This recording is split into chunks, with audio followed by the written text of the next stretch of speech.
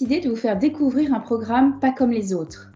Un programme consacré aux femmes, qui se veut être un relais pour chaque femme qui souhaite se reconnecter à son essence profonde, développer pas à pas une nouvelle posture, trouver sa juste place au sein de son écosystème et faire entendre sa voix.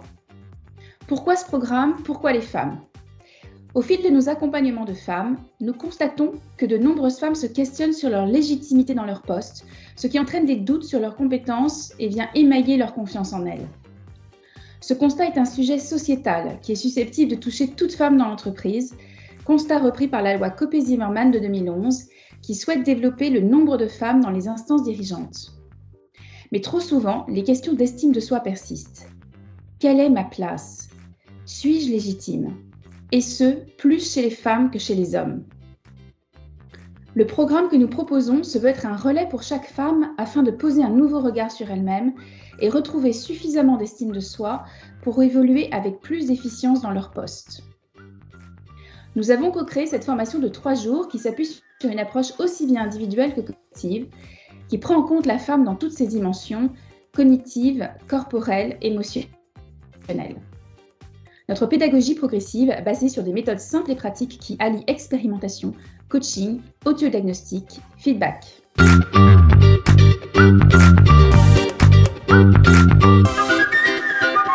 La question du choix est centrale pour toute femme que nous accompagnons au sein de notre parcours. Les femmes font des choix aussi bien dans le cadre de leur vie personnelle que professionnelle. Leurs choix peuvent se faire de façon consciente ou inconsciente. Notre travail dans ce parcours consiste à leur permettre de poser davantage de conscience sur leurs choix afin qu'elles deviennent plus actrices de leur vie. À travers cette réflexion autour du choix, nous faisons le lien entre le choix et la place que je m'accorde en tant que femme dans mon univers, dans mon écosystème. Certains de mes choix sont affirmés, alors que d'autres sont guidés par mon environnement. Tout choix a un impact sur mon corps et ma posture. Oser votre féminin permet à la femme de réaliser l'importance du travail sur son corps, comment en prendre conscience, comment l'investir pour trouver sa juste place et affirmer sa voix.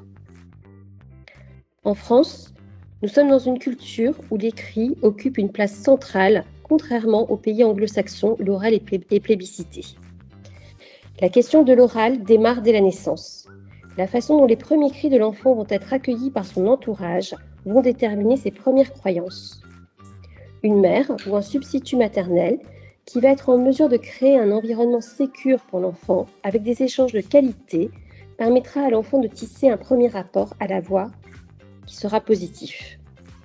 A contrario, une mère ou un substitut maternel ayant peu de disponibilité pour son enfant, avec un emploi du temps chargé ou bien une maladie, va créer un environnement peu sécure où la voix de l'enfant aura moins d'espace pour s'exprimer. Ces premières croyances de l'enfant sont susceptibles d'être renforcées par le système éducatif, puis par le milieu professionnel et vont avoir un impact direct sur l'estime de soi. Chez la femme, ces croyances peuvent être renforcées par la recherche d'un équilibre vie personnelle, vie professionnelle, source de stress. Nous proposons à ces femmes, au cours de notre parcours Osez votre féminin, de reprendre contact avec l'intégralité de leur corps, de regarder comment se déploie leur voix pour un leadership confiant et inspirant.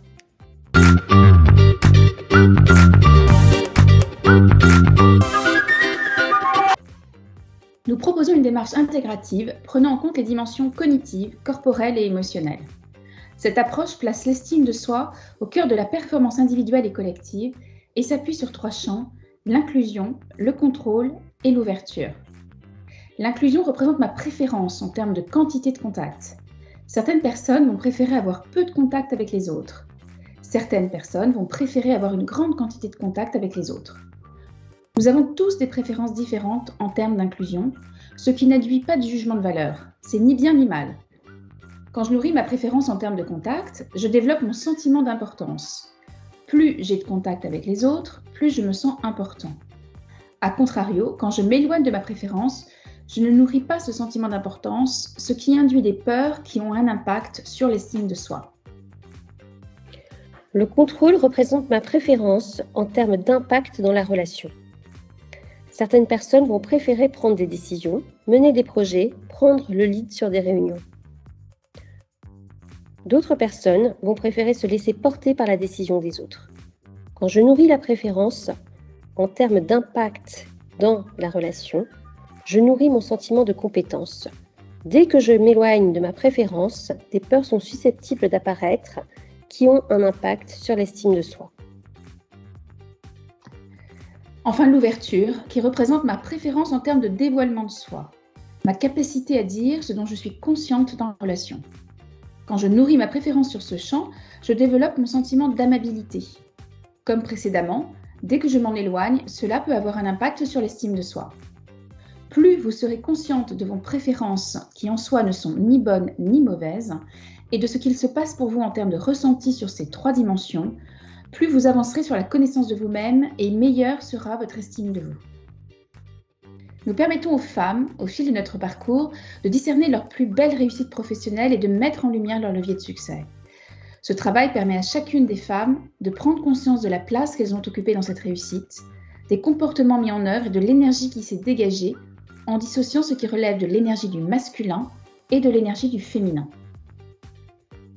Le féminin fait écho à la réflexion, l'intuition, la créativité, l'empathie. Le masculin fait écho à la rapidité, au dépassement, à la combativité, à la stratégie. Ces 2 énergies coexistent en chacun de nous et parfois l'une est plus dominante que l'autre dans l'ensemble de nos actions, ce qui peut être source de rapports asymétriques dans la relation et de conflits. Notre travail avec ces femmes va permettre un rééquilibrage des énergies du masculin et du féminin.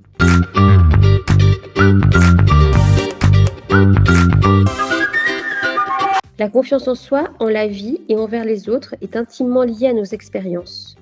Nous vivons tous à un moment donné une période d'incertitude au sein de notre environnement professionnel ou personnel qui émaille notre confiance en nous.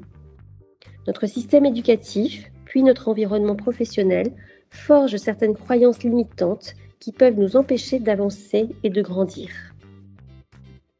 Cette perte de confiance peut avoir un impact direct sur notre estime de nous-mêmes, en réactivant alors nos mécanismes de défense habituels, allant du persécuteur au sauveteur, en passant par la victime, et ainsi générer des dysfonctionnements, voire des conflits dans notre système relationnel auprès de nos équipes ou de nos collègues. Ces femmes, quand elles terminent ce parcours Osez votre féminin, repartent transformées, ressourcées, en confiance et surtout à leur place dans leur écosystème. Alors pour 2022, osez votre féminin, sentez-vous légitime, faites entendre votre voix.